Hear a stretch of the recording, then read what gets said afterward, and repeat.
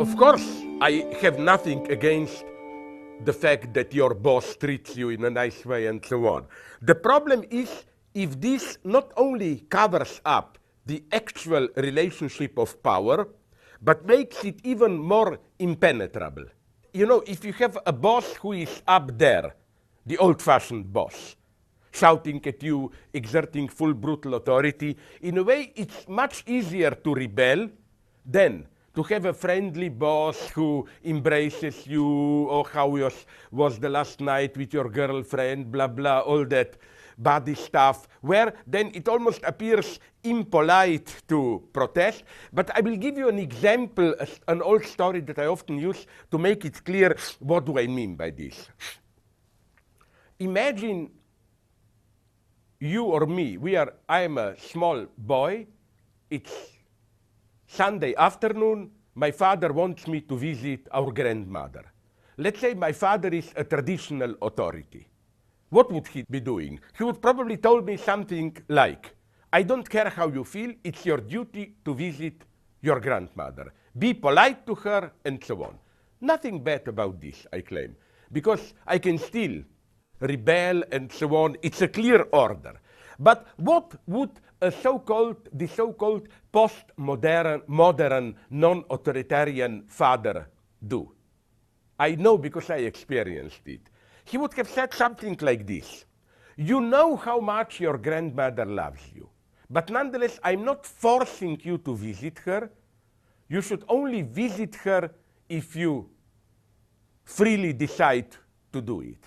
Now, every child knows that beneath the appearance of free choice, there is a much stronger pressure in this second message. Because basically, your father is not only telling you you must visit your grandmother, but you must love to visit it. It's, you know, he tells you how you must feel about it. It's a much stronger order. And I think that this is, for me, almost a paradigm of modern permissive authority. This is why the formula of totalitarianism is not, I don't care what you think, just do it. This is traditional authoritarianism. The totalitarian formula is, I know better than you what you really want. And I may appear to be forcing you to do it, but I'm really just making you do what without fully knowing you want, and so on and so on. So in this sense, yes, I am horrified by this. Also, another aspect, this new culture of experts, where an injunction is presented just as a neutral statement. For example, one example that I like, and let's not have a misunderstanding here, I don't smoke, and I'm for punishing tobacco companies and so on and so on. But I'm deeply suspicious about our phobia about smoking.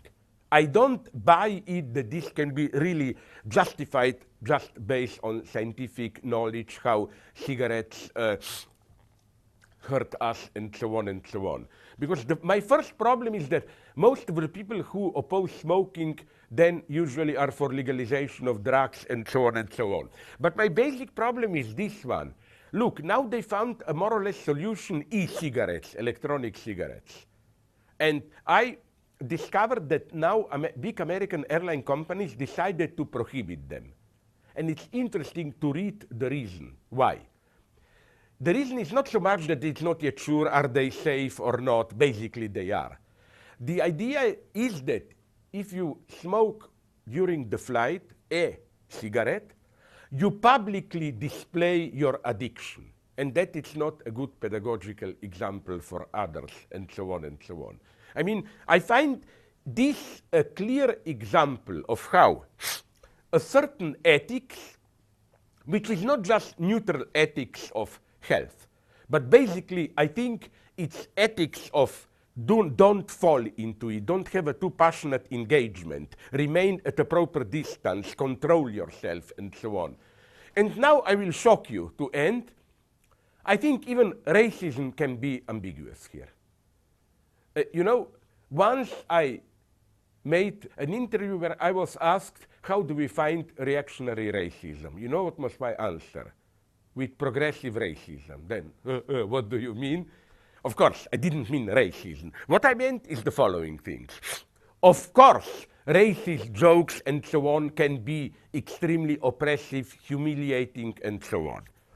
But the solution, I think, is to create an atmosphere or to practice these jokes in such a way that they really function as that little bit of obscene contact which establishes true proximity between us. And I'm talking from my own past political experience, ex-Yugoslavia.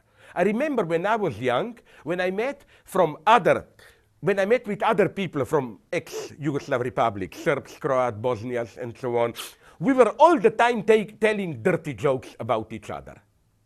But not so much against the other. We were in a wonderful way competing who will be able to tell a nastier joke about ourselves. These were obscene racist jokes. But their effect was a wonderful sense of shared obscene solidarity. And I have another proof here. Do you know that when civil war exploded in Yugoslavia, early 90s, and already before in the 80s, ethnic tensions, the first victim were these jokes. They immediately disappeared. Because people felt very well that, for example, what? Let's say I visit another country. I hate this politically correct respect. Ooh, what is your food? What are your cultural forms? No, I tell them, tell me a dirty joke about yourself, and we will be friends, and so on. It works. So you see this ambiguity, that's my problem with political correctness. No? It's just a form of self-discipline which doesn't really allow you to overcome racism. It's just oppressed, controlled racism. And the same goes here. I will tell you a wonderful story, simple one. It happened to me a year ago, around the corner here in the bookstore. I was signing a book of mine. Two black guys came, African Americans. I don't like the term. My black friends also not, for obvious reasons. It can be even more racist. But the point is, and they asked me to sign a book, and seeing them there, I couldn't resist the worst racist remark. When I was returning the books to them, I told them, you know, now, I don't know which one is for whom, you know, you blacks like yellow guys, you look all the same. They embraced me and they told me, you can call me nigger. You know, when they tell you this, it means we are really close. They instantly got this. Another stupid problem I had.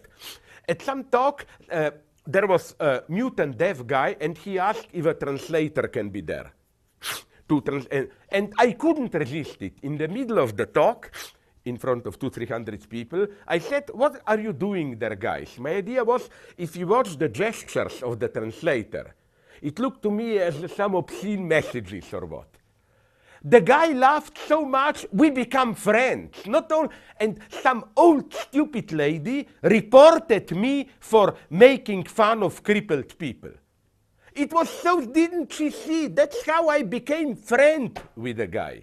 But wait a minute, now I'm not an idiot. I'm well aware this doesn't mean we should just walk around and humiliate each other. It's a great art how to do it. I'm just saying that's my hypothesis. Without such a tiny exchange of friendly obscenities, you don't have a real contact with another. It remains this cold respect and so on, you know. We need this. We need this to establish a real contact. This is what is lacking for me in political correctness. And then you end up in madness. Like, it's not a joke. I checked it up with my Australian friends. You know what happened in Perth, the West Coast Australian city? It's not a joke, I repeat it. The opera house there prohibited staging of Carmen. Opera, Carmen. You know why? Because the first act takes place in front of a tobacco factory. I'm not kidding. I'm not kidding. I'm just saying that there is something so fake about political correctness. I know it's better than open racism, of course, but I wonder if it works because, you know, I never, for example, bought all this permanent replacement, you know. niggers are Negroes, Negroes are black. Okay, black are African Americans. Maybe it's up to them to decide. The only thing I know is that when I was in Missoula, Montana, I got engaged in a very friendly conversation with some Native Americans. They hate the term, and they gave me a wonderful reason. They told me, Native American, and you are cultural Americans, or what? We are part of nature. They told me, we much prefer to be called Indians. At least our name is a monument to white man's stupidity, who thought they are in India when they come here. And they had such a wonderful insight into how all this New Age bullshit, you know, we white people technologically exploit nature, while natives relate to nature in a dialogic way, like before they dig into earth, they ask the mountain for permission if they are mining, blah, blah. They told me that their research shows that Native Americans, Indians, killed much more buffaloes and burned much more forests than white people. You know why this was the correct point? Like, the message was, the most racist thing is to patronizingly elevate us in that, you know, primitive, organic, living together with Mother Nature. No, their fundamental right is to be evil also. If we can be evil, why shouldn't they be evil, and so on. Now, so again, even with racism, one has to be very precise not to fight racism in a way which ultimately reproduces, if not directly, racism itself, at least the conditions for racism.